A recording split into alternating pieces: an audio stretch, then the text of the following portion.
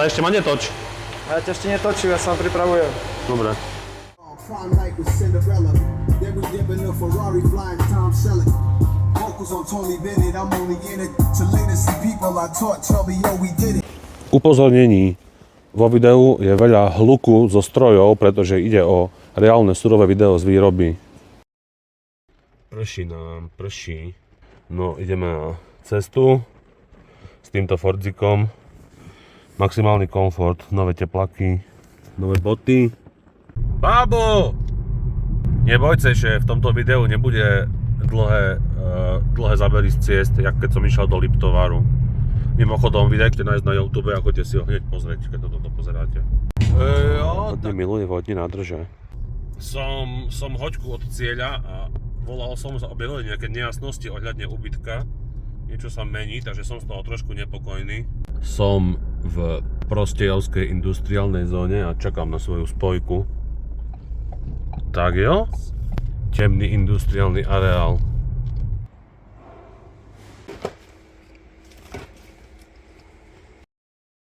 Tak dneska som tu prvý deň, dneska nechcem ani nič natáčať, len tak si to chcem poprezerať, dám také storky a tak. Tu sú spomienky na leto, táto teraska je tu rozložená v lece. Aj tu sú nejaké spomienky na leto, aha. Utopence. Tu je niečo. Takú brutál čistotu je. Ochutnávame toho hodne, až sa mi z toho hlava točí. Kombucháreň, táto dze. Tu je kombucháreň? Tu je kombucháreň. Ty boha. Dobre tu šmrdzi.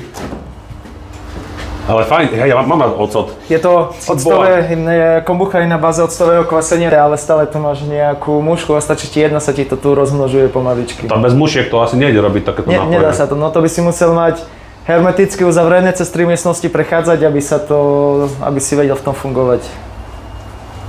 Kombucha, hej. Ty vole, že to bude jak votrele z takého sci-fička. Co si jeme? Fuj, to taká je celá huba, hej. To je huba. Ty kokot. Fajná kombuška na Slnečnom dvore.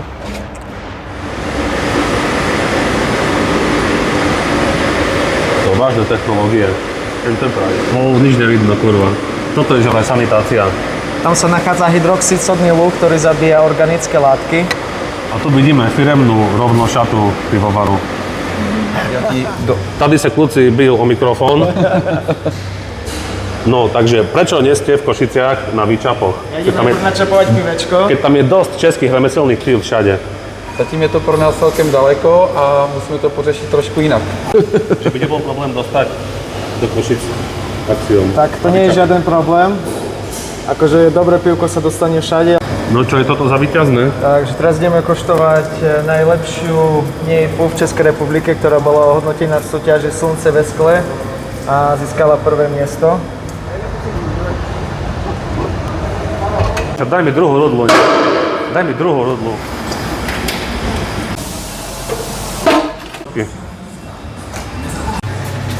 Deda, dispečer.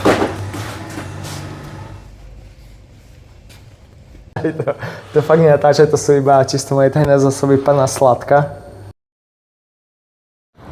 Deň 2. Dneska by som chcel natočiť len zo pár vecičiek, lebo si myslím, že najhoršie, čo by som mohol spraviť, je začať menovať históriu pivovaru a objem, koľko varia a všetky piva. Čo to máme? Neviem.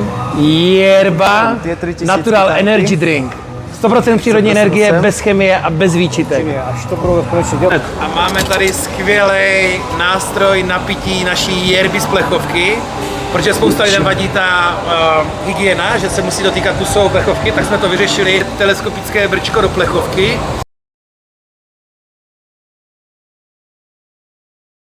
Jedna z vecí, ktoré ma včera zaujali, boli rozpravy o vode, keďže voda je pri výrobe piva veľmi dôležitá. Takže ako tu máte s vodou? Ide o to, že tu máme osmotickú vodu. Osmotická voda je fajn v tom, že ona je čistá voda. Tým, že ty si vieš upravovať tú vodu podľa potrieb, takže si vieš robiť vrchne kvasené piva, spodne kvasené piva a vieš sa hrať s tvrdosťou a úpravou minerálov v tej vode. No ukáž nám to ten Enterprise, čo tu máš. Tak to je moja detská hračka. trojnadobová varnička, displej, na tom pozerám filmy a rozprávky počas toho, ako si varím. Nie, vážne? Samozrejme. Hej, piču. Čau. Myslel som, že pivo si dáme až po robote, ale dobre, na zdravičko. Na zdravíčko, v práci treba piť. Tak ja som si vyžobral tričko Axiom a táto milá slečná mi ho naozaj našla niekde v útrobách kancelárií. Yes. Guess, G-Star, Hilfiger. Raja, dovnútra nedávaj tu. Nie? Len tu? Druhá téma, ktorá ma zaujala, je filtrácia namiesto pasterizácie. Keď sa nemýlim, tak to robí aj pivovar Bernard, že? Hej. Pasterizace je hrubý zabití všech látek, které tam nechceme mít. Já nevím, jestli to je slyšet, jak on tady dělá kravál.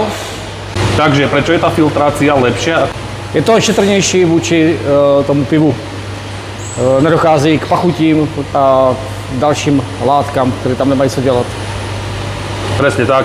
Často nadávam na pasterizované piva, že všetky chutia rovnako.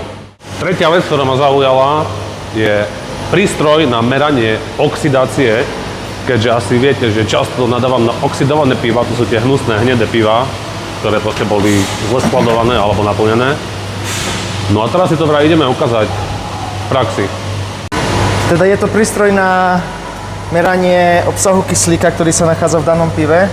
Takže podľa toho si zmeriaš, koľko kyslíka sa nachádza v pive a podľa toho vieš zistiť, či to ti pivo oxiduje alebo neoxiduje. A ukazuje ti hodnotu kyslíku v počte ppb v danom pive.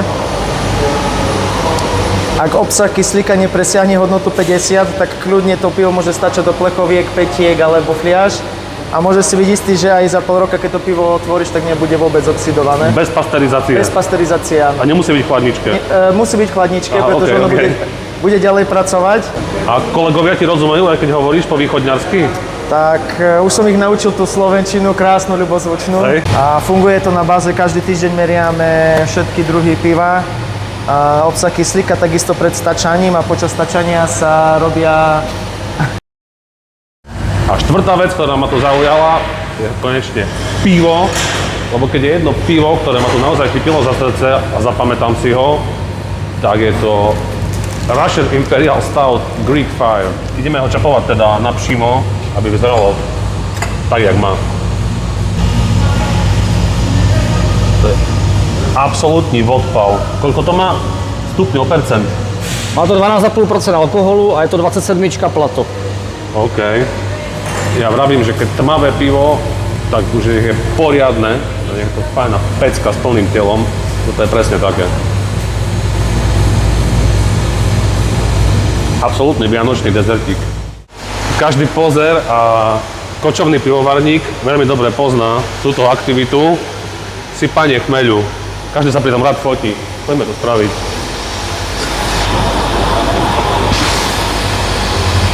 To je něco. Jak Pellegrini, keď sa prišiel odfotiť s tým rýľom, vieš, na pole. Stačí, že děláš nějakou práci, jo? Jednoducho, tu sú ľudia, ktorí si ten svoj produkt balia normálne sami, tvrdá práca. Co si neuděláš, to nemáš.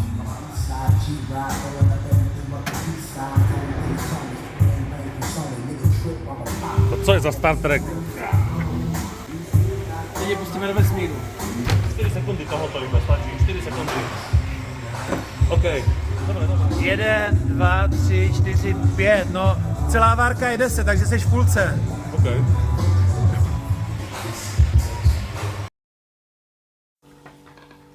And that's it.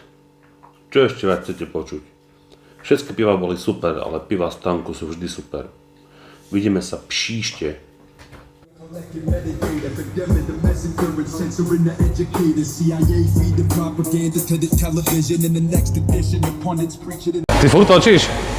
Piči.